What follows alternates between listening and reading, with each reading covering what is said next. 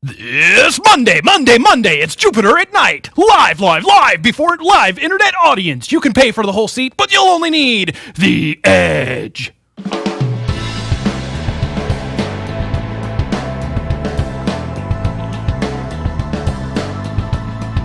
Good evening, everyone, and welcome to Jupiter Nite. My name is Chris. My name is Jeremy. Hey there, Jeremy. Hi. How you doing, big guy? Hey, you know what today is? No. Today is all about the hacker security conferences that just went on. We just wrapped up DEFCON and Black Hat. Both went over the last couple of days of July from roughly started around the 24th and ended on the 29th of July. I'm going to come right out and say this and just admit to this. Never heard of them. Never heard of either one of them? Never heard of either one of these. All right. Well, they've been going around since, I think, 97. Okay. They were founded by a guy named Jeff, and he's actually based out of Seattle. Jeff Moss. Yep. Yeah, He's got a decent resume behind him, including he now works for the as an advisor to the Homeland Security Council. Mm-hmm. So this is kind of all interesting information, and they've just held their Las Vegas conventions, where essentially for them it's sport to hack stuff. Yeah. And they got some big stuff, so we thought, with that over, we haven't seen a lot of coverage of this in the mainstream news, so maybe we'll talk about it here on Jupiter at Night. It's funny, I was doing some research because I had never heard of this. So I pulled up some old facts about this, and apparently this is like a really big deal for hackers, and not only for hackers, but also just the general information security world. Yeah, including FBI agents and other Fed agencies that are charged with some sort of form of digital protection. And all of those people, including feds and corporate IT and freelance hackers, all just get together peacefully. You know what's funny? They have a competition at the conference called Spot the Fed or something like that. And you actually get rewarded for figuring out, because the feds show up and they want to learn what everybody's doing. So they come in their street clothes. They try to play low key. And if you can spot the Fed, you can either out them in public or you can report it to one of the conference coordinators. And you get a shirt that says, "I spotted the Fed." So the feds kind of play along with all this? Oh, because it's all in good fun. And they fess up to it. They admit to it. It originally started, the way you would think. Feds were there to spy. Yeah. They weren't telling anybody they were there. Get out the narc. Yeah. Exactly. Get them out of our conference. So then they started spotting the feds, and then it kind of actually came into a more official game system. Yeah. Everybody recognizes we're here. We're kind of all trying to learn and whatnot. That is cool. So Black Hat is known, right, for coming out with these massive flaws that just set whatever company they just attacked on their heels. Totally reactionary. But the conference kicked off with a little joke here from the Mozilla camp. Yeah. Well, Mozilla, they make browser software primarily. Firefox might be a popular one. And those are a huge target for security flaws because you put a lot of your private information through this stuff. Yeah. So this year, instead of Black Hat coming out and saying Firefox has this flaw and you can do it this way to steal everybody's everything, Mozilla instead pointed out Black Hat's live stream, which would usually cost like $400 to view. Yeah, it's like $3.95 per person to watch the live video stream of the conference. Mozilla found a security flaw in their live stream that would allow you to watch it for free. Now, this is a little tongue-in-cheek here, right? Mozilla hacked the hackers is what happened. And that felt good. Yeah. Because Mozilla's gotten their lunch eaten before at some of these conferences. Yeah. So the fact that not only did they get access to their video, but they're like, man, we're going to go ahead and tell you about it before the event. We'll tell you directly. We won't publicize it. Well, because that's another thing that Black Hat is sometimes known for is they'll hide their findings until their big conference, and then they'll come out and tell the whole makes world. For a much better presentation if you can drop I just hacked the Firefox bomb. Sure, but it's hell for the corporations involved. Yeah, and so it was kind of it had to feel good for the Mozilla camp to not only be able to find something, but then to have that little, just that moment. We're better than you. That moment. They kind of had it. They had it coming. They deserved it. Now, did you hear this story? Came out of another thing from one of these hacker conferences. This guy showed a demonstration of how you could hack an ATM to just essentially spew money. And sing a jaunty little tune. Well, it does. And to display jackpot on the screen. Yeah.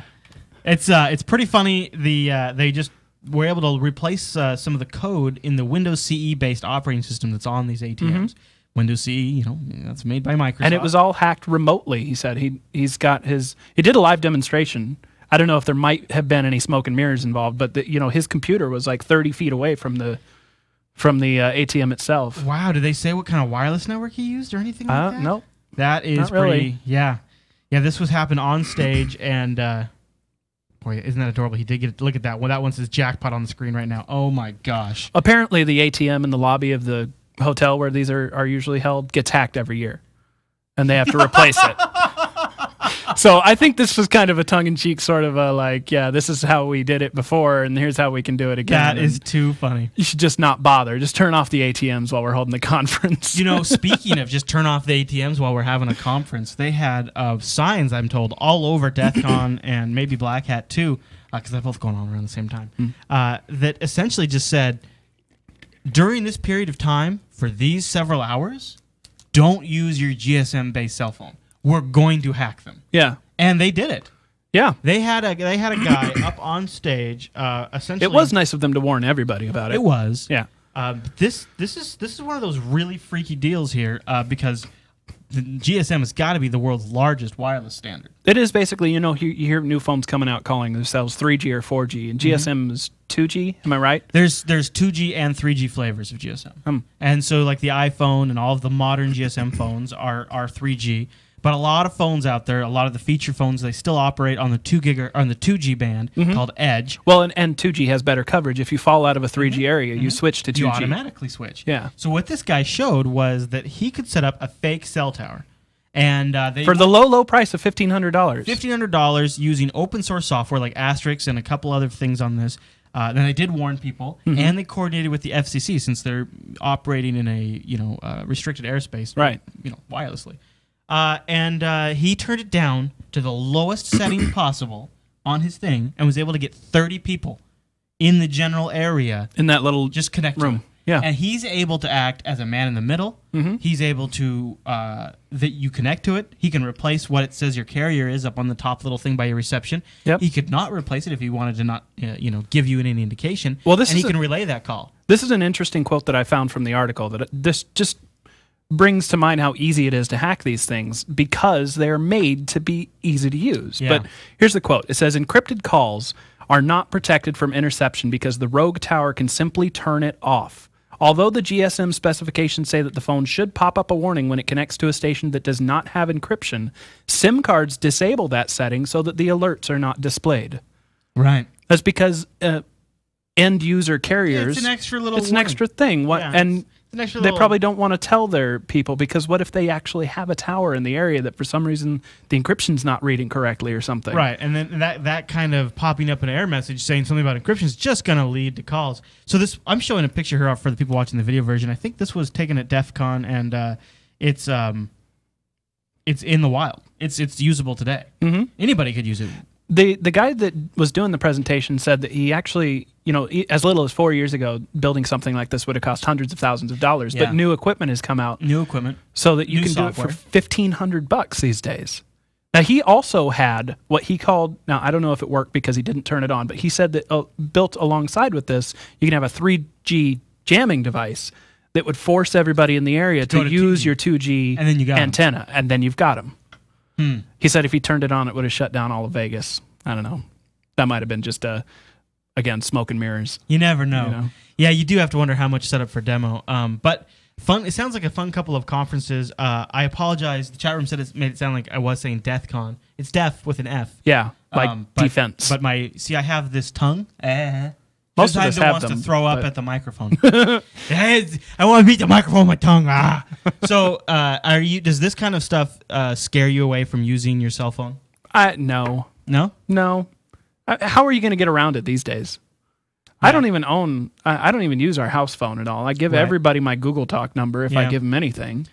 Yeah. I'm kind of along the same ways, and I'm on a CDMA phone now, so it's not as worrying to me. But this guy said that the GSM standard might be completely ruined. Like, there's just nothing really that can be done because it's inherent to the design of all these phones that are out there. Well, maybe that's why more and more carriers are pushing these new models of phones that are higher quality, 3G, 4G. And there's LTE down the pipe and all that kind of stuff. Now, apparently this is even easier to do in Europe, by the way, because they use a lower frequency. Oh. So you need less power. Oh, right. So you can hack more people's phones at a wider range. Yeah, for less cost. More bars and more locations. Now, speaking of this whole, phone stealing and all that kind of information, one of the things that came along that we kind of waited to report on for a little bit to see how the story shook out was this whole report from the folks over at Lookout on these Android phones and stealing your private information when you install it. Now, the report was that 4 million people installed this backgrounds application. Yep. Just a wallpaper app. Just a wallpaper app. Some people said it was stealing all kinds of information. Some people said it wasn't. It looks like the reports are in. People have been looking at it. It looks like it's definitely reading and sending some private information that's extremely questionable. Well, the primary information that it was sending was your device's phone number and your subscriber ID, which if you have both of those, you can potentially, I believe, make changes to your subscription plan and stuff like that. Wow. And maybe even spoof the phone. Make another phone that acts as if it's that device. So, right. I would think so. I would think that's exactly how you do it. It's not sending your personal phone books or your text message history or anything like that. In fact, it's weird that it's sending still the information it is sending. Yeah. What were you going to say? I was going to say that it also hasn't sent any of your passwords unless you also put like your voicemail password in your dial line for your voicemail. Which some people do that, and some phone maker like the networks ship the software already configured to do that. Right. That's kind of scary. I know I've had phones that have automatically appended the PIN. Mm-hmm. Huh. So the question becomes, is there a fundamental security architecture issue with Google's method of delivering applications? Well, I think that what they were saying is that the terminology is not clear on the back end because there are certain commands that, when you install an Android app, you're supposed to get a pop-up that says it's going to access these systems. It looks a little bit like the one we're showing here on the exactly, right.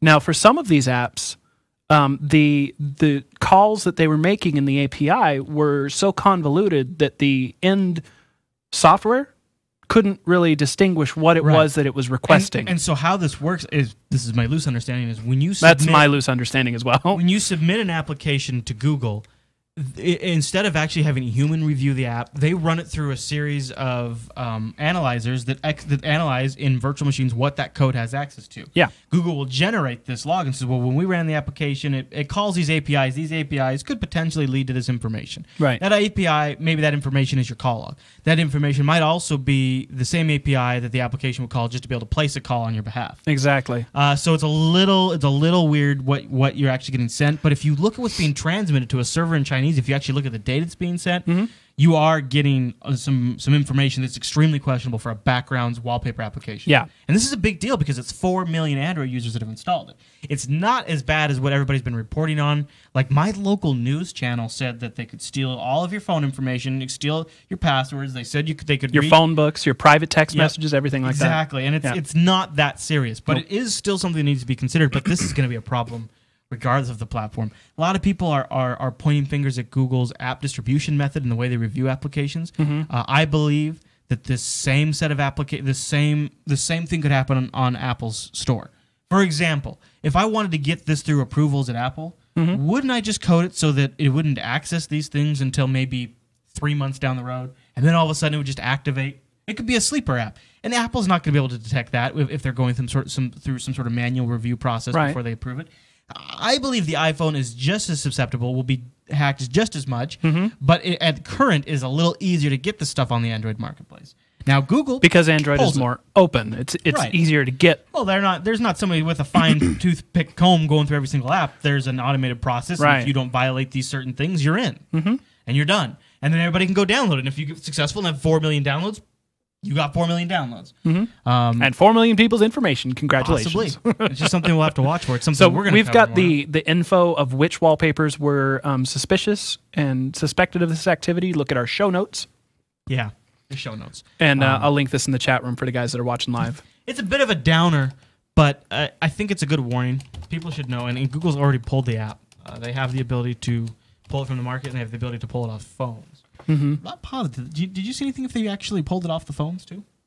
I did not see that. Okay. I think they're still kind of shying away from using that. I can understand. It's got a little big. I mean, how do you feel if you've got an app on your phone that you download and then all of a sudden you flip open your phone? Well, it's one thing. It's one thing to know that they can, in your defense, for your betterment. Yeah. But once they do it, it starts you thinking that maybe they could do it at any time. It's. I don't know. It triggers a little bit of paranoia, especially for something as huge as Google that already has all of my information and could do basically anything they want. Nobody could stop them. Yeah. Yeah. I hear the Robot's beating down the door right Brian's now. in the other room saying, use Migo. Use Migo. Go with Migo. That's for the Linux Action, so you can check that out. Now, Jupiter Nite is every Monday through Thursday, 9 p.m. live over at jupiterbroadcasting.com/live. We usually tease it out on Facebook, facebook.com/jupiterbroadcasting. Did we do that today? I did. Oh, Am I forgetting anything else? Should we mention the colony? Yeah, go to jupitercolony.com. That's where you can join the robust community we are building here. And actually, most people just watch live, so you should too. That's true. All right, everyone. Well, that's all we've got for you for tonight's episode. We'd love to hear your thoughts on all of the stories we've covered tonight. So leave us feedback in the colony, like the J-Man mentioned, in the comments where you're watching this, wherever you'd like. We want to hear your feedback because we're going to be working that more and more into every single show. Mm-hmm. Also, we should mention these news stories were pre-vetted by our Buzz team. Woo! Go, what episode was it? Go find the, we'll start linking it, I guess, in every Jupiter at Night post. But it's in the DRM episode. We've got links on how you can follow the news feed that we're building for every single show. Yeah. It's really cool, and we'd love to get your participation in it. Okay, everyone. Well, I think that's everything we wanted to cover in tonight's episode of Jupiter Nite. But we'll see you tomorrow night.